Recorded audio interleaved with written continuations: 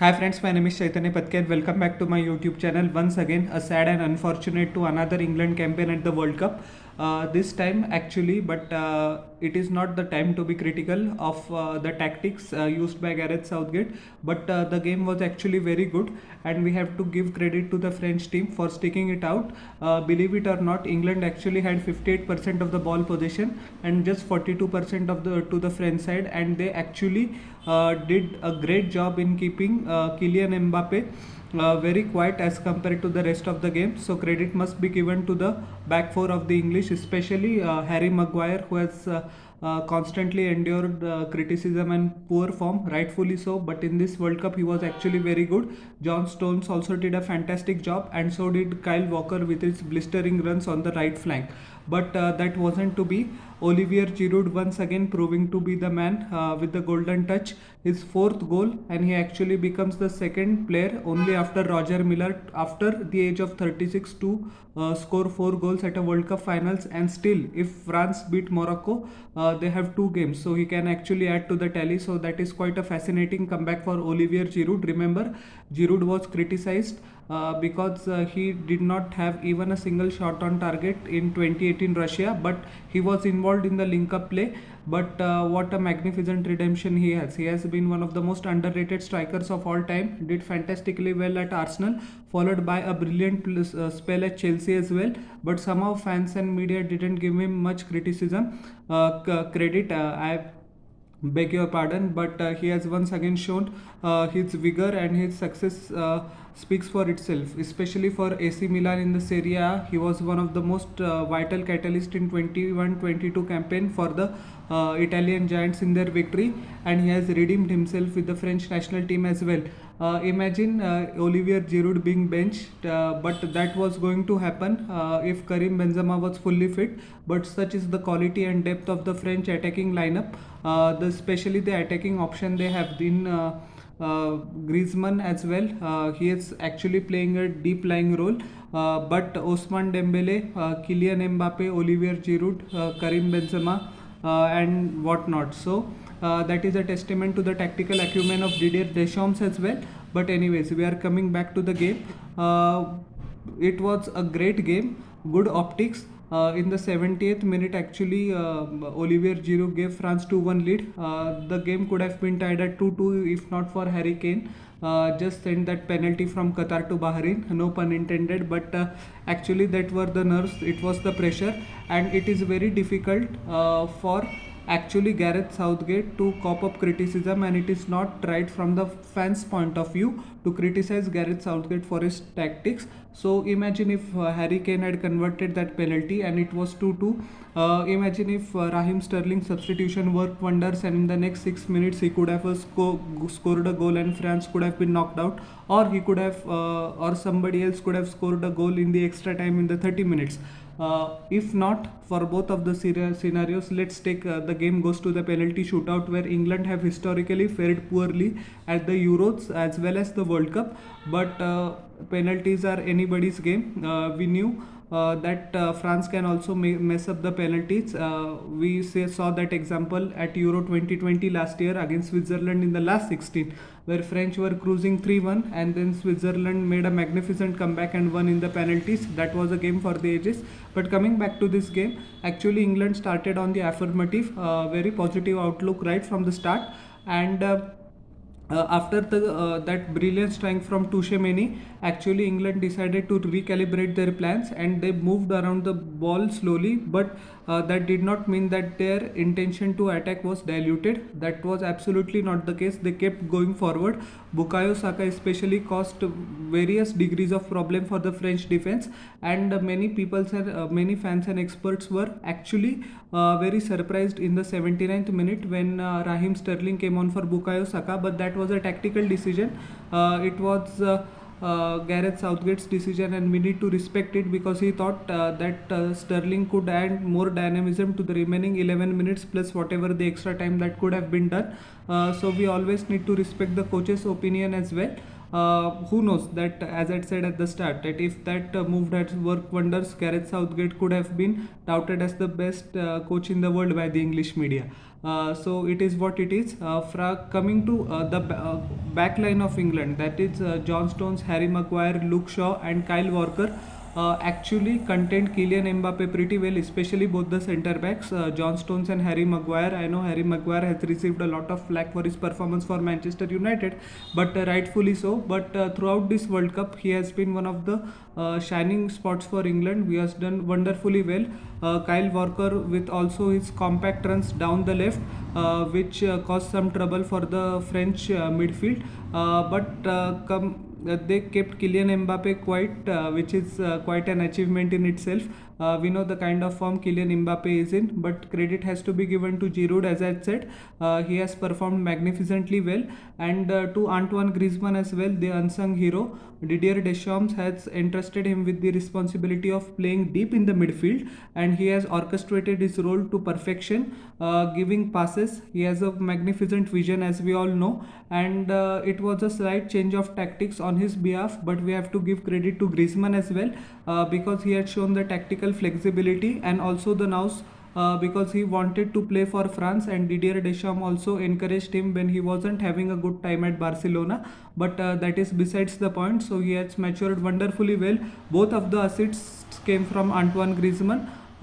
So that is a magnificent actually validation, I would say, for tactics of Didier Deschamps as well as Antoine Griezmann, who has a second lease of life. Hopefully he will carry that form for Atletico Madrid, but now our concern is the national team. Coming to the French side, actually Tchouaméni's goal was a wonderful strike, and his strike was a sign of a striker, of a midfielder coming of age. As we know that he has been touted as one of the future leaders of Real Madrid once Luka Modric and Toni Kroos passed the baton. So he has grown wonderfully well, not in this game as well, but right throughout the tournament he has shown aspects to improve, willingness to learn, and his performances have been on the upward curve since the first match. So that is a great sign for France as well. Theo Hernandez pulled down an English player in the 82nd minute, and surely many of the English fans thought that Harry Kane is going to take the game into extra time, but that are the nerves, that are the pressure, and as I said at the start, you cannot blame Gareth Southgate for Harry Kane missing an penalty. Now I'm not saying that he did it on purpose, nobody will do that, but yes, it is expected that once you play in the Premier League, where the pressure is very high, where expectations are great, and constantly you have to win, slotting home such penalties are easy, but no penalties are easy. As we know, England historically has a tendency to miss important penalties. That is not a good virtue to have. I'm not saying that Harry Kane took it easily. Of course, that wasn't the case, but we have to live with some decisions, and penalty misses are very detrimental. If you think about it, actually Marquinhos will think about it. As we know that many great players are defined by the penalties they miss, but that shouldn't be the case. The prime example is Roberto Baggio, 1994 World Cup final against Brazil. Now, even after 27-28 years, whenever the football fans around the world hear about Roberto Baggio, first image they have is the penalty miss against France in the 1994 final. So yes, we have to live with it. Bukayo Saka, Jadon Sancho, and Marcus Rashford also received a lot of criticism and racial abuse after they missed their penalties against Italy in 2020 Euros final last year. So it comes with the territory.